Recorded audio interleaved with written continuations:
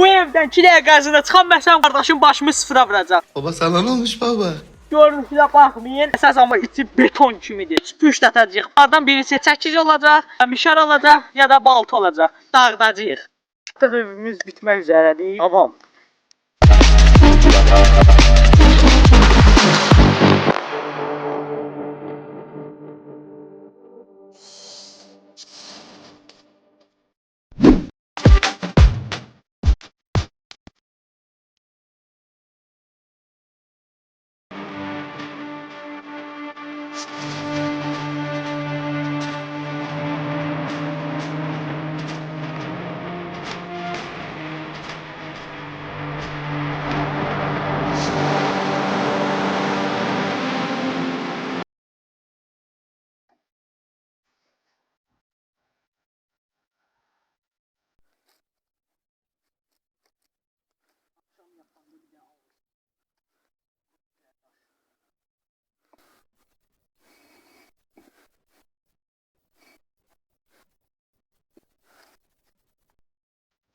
Elə kubik götürməm 1 saat təklilə.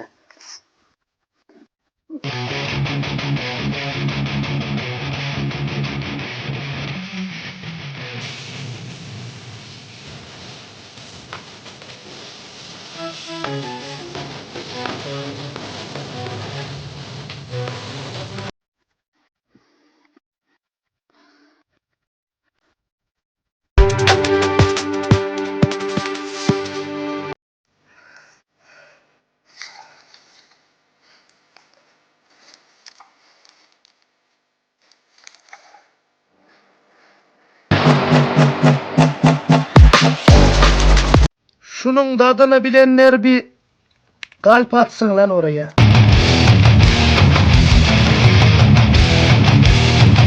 Gördüğünüz kimi bura elə də asan deyil. Üstümüzü atağıq. Mən çıxan bəxtimə baxayım. Mişar. Ben mişardan nə ayıracağım burada? Mişarımız gəlsin. 2 dəqiqəmiz başladı.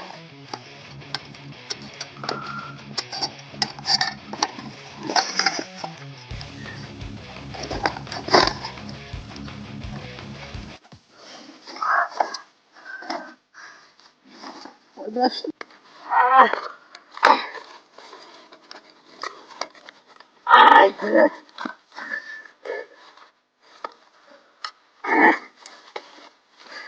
Oy biraz sıvaştı.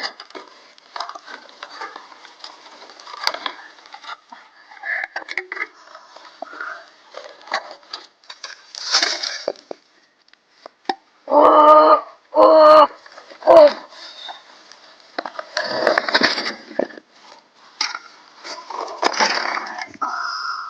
İki dəqiqə burada dağıtdım. Bu videomuzu beğenip kanalımıza abone olmayı unutmayın. Buranı da yandırırıq. Videomuz buna qədərdir. Kanalımıza abone olmaq, videomu beğenmeyi unutmayın. Sağ olun, salamat qalın. Yaxşı baxmağı unutmayın.